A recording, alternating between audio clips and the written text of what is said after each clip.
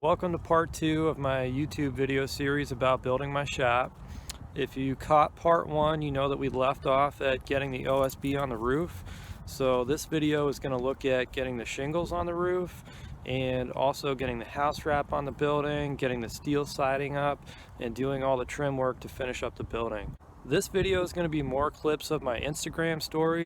It's not oriented the right way, but I appreciate you guys being patient while I kind of figure out this whole YouTube thing. In future video, I'm going to show you guys the garage door going up, and I also want to do a video where I just do a walkthrough of the whole shop and talk to you guys more about some of the build decisions as well as the specifications of the building. So stay tuned for that in a future video.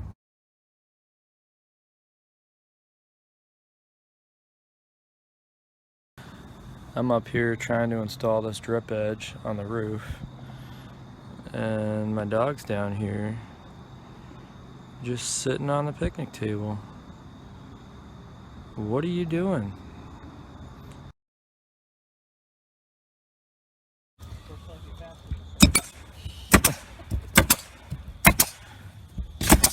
I'm not known for being fast.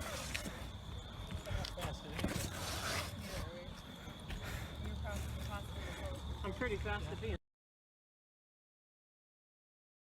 I had 9 friends come out yesterday and help me get the roof done.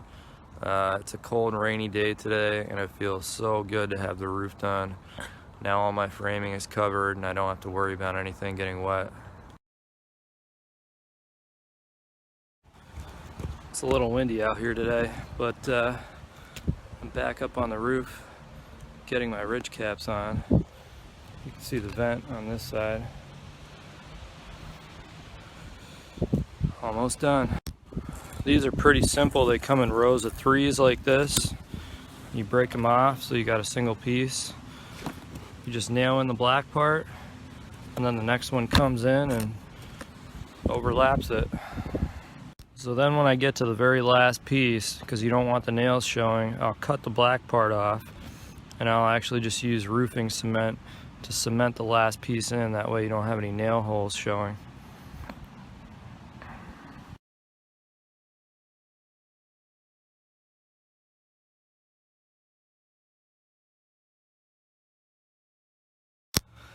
So I got my first window framed up.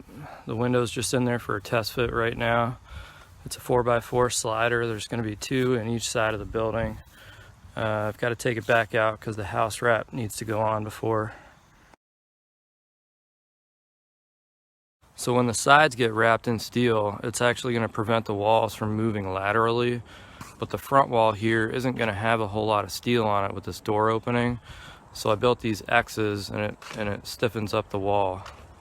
So then I went ahead and put another set of X braces in each wall, and when you stand on the roof now, the whole building just feels way more structural and secure, even though the steel's not on yet. I also finished out the rest of my window framing. Nice big 4x4 windows. You can see I used 2x6s on the inside frames. That'll meet up with the interior wall and give a nice frame when it's done.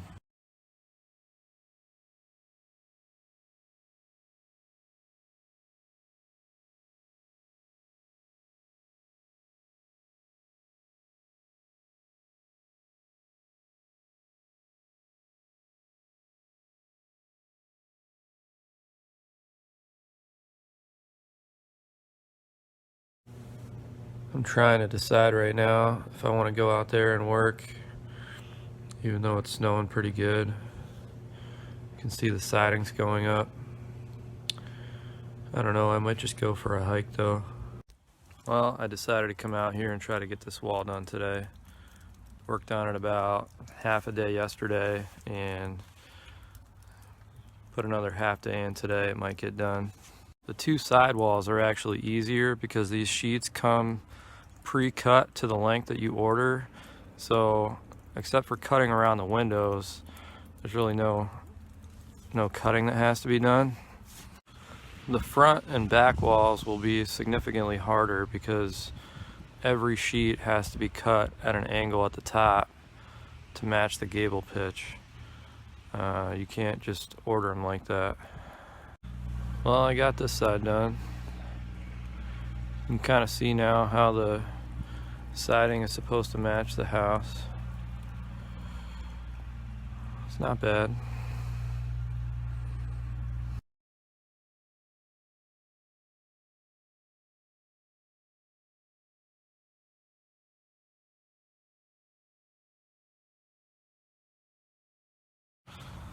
Well, the siding is finally done.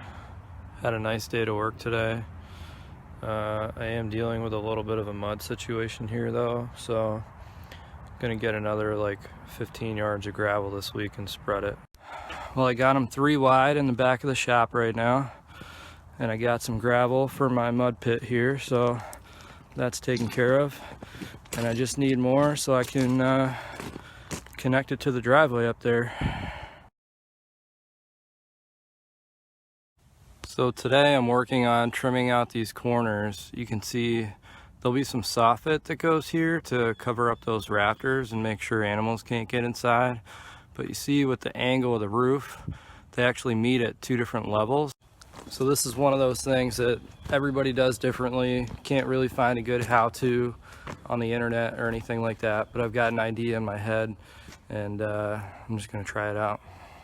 So you can kind of see what I did here. I cut the fascia board flush, and then I boxed in this corner. That way when the 2 pieces of like the front soffit and the side soffit meet, I can trim it out really nice in this corner.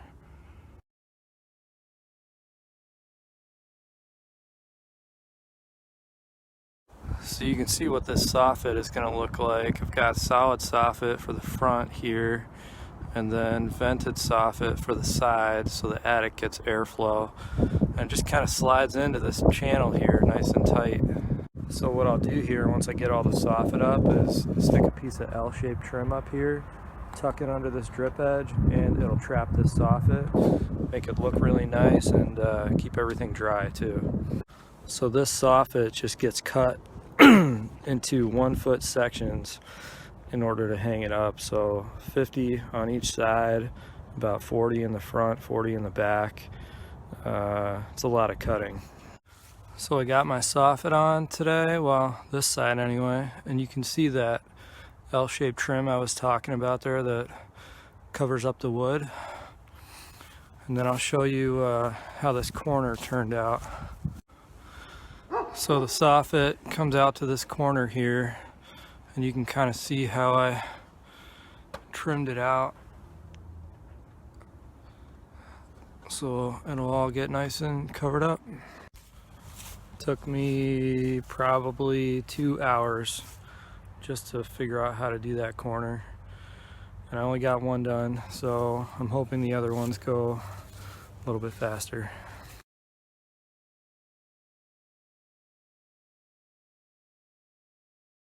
So I got all my soffit and fascia trim on up here. Can't remember if I showed you guys that, but all the wood's covered up now, and got some nice trim on it. So the last thing I've got to do is these corners here. So this is the corner trim that'll go on.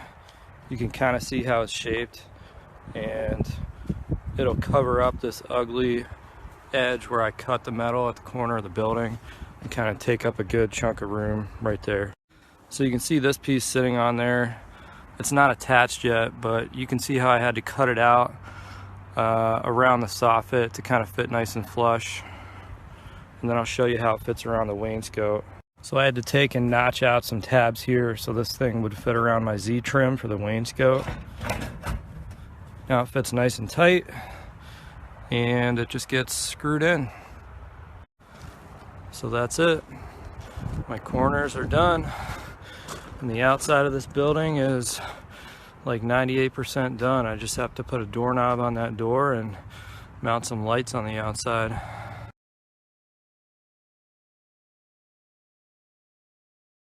Thanks for watching part 2. I do want to give a couple quick shout outs. I once again had a ton of help on this building, but 2 people in particular this time I want to shout out to. One is my friend Catherine, who flew here all the way from South Carolina. You saw a picture of her in the video. She flew here just to help me work on some of the final kind of finish framing.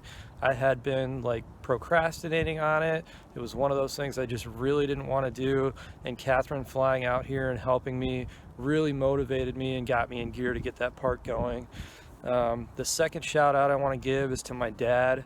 He lives down in Maryland, so he drove 8 hours up here just to come help me work on the building. He helped me a ton with the siding, so thanks a lot, both of you. Love you both. Thank you for all the help. Thank you for everybody else that's helped so far up to this point. All right, that's all I've got for now, so stay tuned for some future videos. I appreciate you guys watching.